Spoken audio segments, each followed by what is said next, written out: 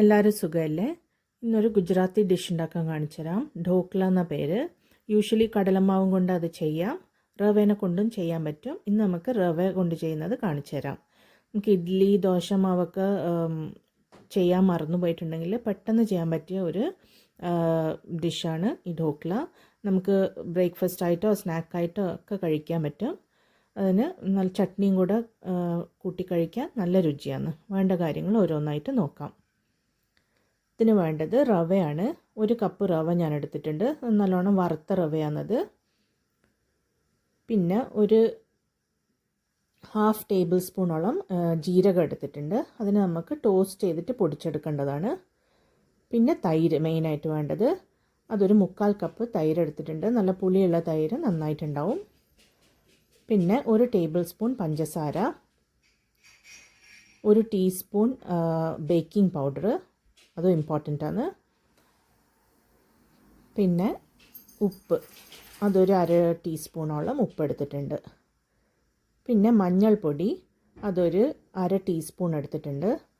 അത് കളറിന് വേണ്ടിയിട്ടാണ്, ടേസ്റ്റിന് വലിയ വ്യത്യാസമൊന്നും ഉണ്ടാവില്ല.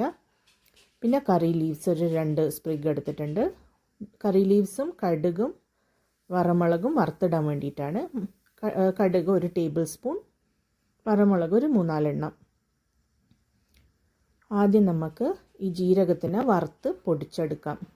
നല്ല ചൂടായ ഒരു ചീനച്ചട്ടിയിലിട്ടിട്ട് അതിനെ ഒരു ലോ ഫ്ലെയിമിലിട്ടിട്ട് ഒരു 10 സെക്കൻഡ് വറുത്തെടുക്കുക. നല്ല സ്മെല്ല് വരുമ്പോൾ അതെടുത്ത് പൊടിച്ചിട്ട് നമുക്ക് ഈ റവേൻ്റെ അകത്തേക്ക് ഇടണം. നല്ല ഫൈനായിട്ട് പൊടിച്ചെടുക്കാം. ഇനി റവയിലേക്ക് ഈ ഡ്രൈ ഇൻഗ്രീഡിയൻസ് എല്ലാം ഇടാം. ആദ്യം ജീരകപ്പൊടി ഇട്ടു. ഇനി പഞ്ചസാര 1 ടേബിൾ സ്പൂൺ, പിന്നെ ഉപ്പ്,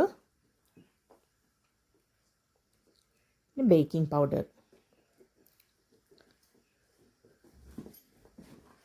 ഇതെല്ലാം കൂടെ നല്ലോണം ഈവണായിട്ട് മിക്സ് ചെയ്തെടുക്കുക. മഞ്ഞൾപ്പൊടിയും ഇടണം, അത് ഞാൻ ലാസ്റ്റിൽ ഇടുന്നുണ്ട്. നല്ലോണം മിക്സ് ചെയ്യുന്നത് എന്തിനാ വെച്ചാൽ ബേക്കിംഗ് പൗഡർ അവിടെ ഇവിടെയൊക്കെ കിടക്കാണ്ട് നോക്കാൻ വേണ്ടിയിട്ടാണ്. എന്നിട്ട് അത് നന്നായി മിക്സ് ആയി കഴിഞ്ഞാൽ നമുക്ക് തൈര് ഒഴിക്കാം. ഈ ആ കപ്പിൽ തന്നെ നമുക്ക് വെള്ളം എടുത്ത് വെക്കാം. 1 കപ്പോളം വെള്ളം എടുക്കാം. നമുക്ക് ആവശ്യം ഉണ്ടാവും ലാസ്റ്റിൽ അതിൻ്റെ ആ കൺസിസ്റ്റൻസി കറക്റ്റായി കിട്ടാൻ വേണ്ടിയിട്ട്. എന്നിട്ട് ചെറുങ്ങനെ ഈ വെള്ളം ഒഴിച്ചിട്ട് നന്നായി മിക്സ് ചെയ്തെടുക്കുക. ഒരു കട്ടി ബാറ്ററായിട്ട് ആദ്യം നമുക്ക് ചെയ്ത് വെക്കാം. എന്നിട്ടത് റെസ്റ്റ് ചെയ്യാൻ വെക്കണം. ഒരു 10-20 മിനിറ്റ് റെസ്റ്റ് ചെയ്യാൻ വെക്കണം. അത് കഴിയുമ്പോൾ നമുക്ക് പിന്നെയും വെള്ളം ആഡ് ചെയ്തിട്ട് അതിനെ ലൂസ് ചെയ്യാം. അപ്പോൾ നന്നായി മിക്സ് ചെയ്ത് നമുക്ക് അടച്ചു വെക്കാം ഒരു 20 മിനിറ്റ്സത്തേക്ക്.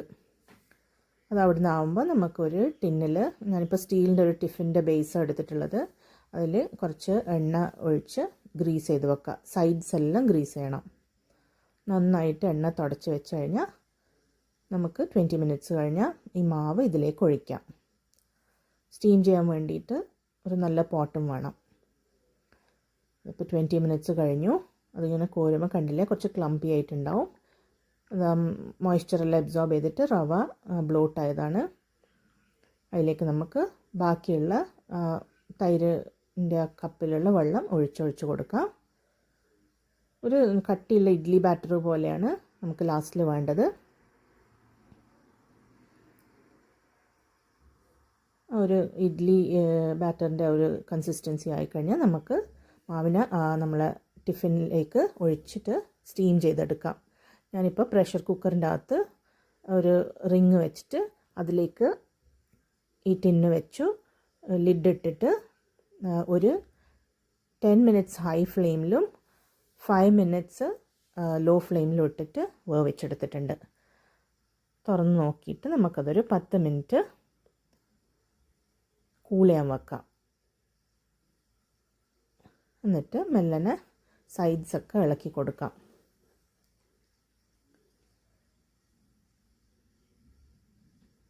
നമുക്കിത് എളുപ്പം ഇളകി വരാൻ വേണ്ടിയിട്ട് അടിയിൽ കുറച്ച് വെള്ളത്തിൻ്റെ അകത്ത് ഈ ടിന്നിനെ ഇറക്കി വെച്ചാൽ മതി.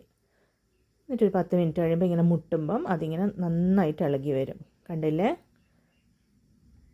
നല്ല സ്പഞ്ച് പോലെയുണ്ട്. നല്ല പോറസ് ആയിട്ടും സോഫ്റ്റ് ആയിട്ടും ഉണ്ടാവും. ഇതിനകത്ത് നമുക്ക് വേണമെങ്കിൽ ലെമൺ ജ്യൂസൊക്കെ പിഴിഞ്ഞൊഴിക്കാം. ഞാൻ ഇന്ന് അതൊന്നും ചെയ്യുന്നില്ല. ഇതിനെ നന്നായി കട്ട് ചെയ്തിട്ട് നമുക്ക് ആ വറുത്തിട്ടത് ഒഴിക്കുക വേണ്ടത്. നല്ല ഇഡ്ഡലി പോലെ ഉണ്ടാവും. എളുപ്പത്തിൽ പണിയും കഴിയും.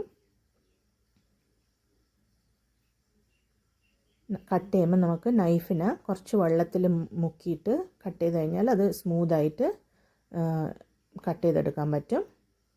കണ്ടില്ലേ? ഇനി നമുക്കതിലേക്ക് വറുത്തിടാൻ കടുക്, വറമുളക്, കരിവേപ്പില, ഇത്രയാണ് ബേസിക്കായിട്ട് എടുത്തിട്ടുള്ളത്. വേറെ വേണ്ടുന്നതൊക്കെ ആഡ് ചെയ്യാം. കൊറിയാൻഡർ ലീവ്സ് എല്ലാം ലാസ്റ്റ് ആഡ് ചെയ്യാം. ലെമൺ ജ്യൂസ് പിഴിഞ്ഞൊഴിക്കാം. അതിൻ്റെ ഒന്നും ആവശ്യമില്ല, ഇതന്നെ ധാരാളമാണ്. എന്നിട്ട് നമുക്കിത് അതിന് മേലെ ഒഴിച്ചു കൊടുക്കാം.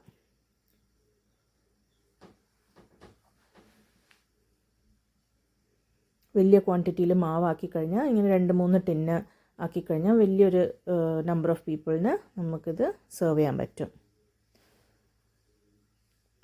ഇതിൻ്റെ കൂടെ ടൊമാറ്റോ ചട്നിയാണ് പെർഫെക്റ്റ് ആയിട്ടുണ്ടാവുക. അതിൻ്റെ റെസിപ്പി ഞാൻ അടുത്ത വീഡിയോയിലിടാം. ടൊമാറ്റോ ചട്നി വളരെ എളുപ്പമുള്ളൊരു ഡിഷാണ്. കണ്ടില്ലേ? അകത്തെല്ലാം നല്ല കേക്ക് പോലെ നല്ല ക്രംബ്ലി ആയിട്ട് സോഫ്റ്റ് ആയിട്ടും ഉണ്ടാവും. ട്രൈ ചെയ്ത് നോക്ക്. താങ്ക്സ്.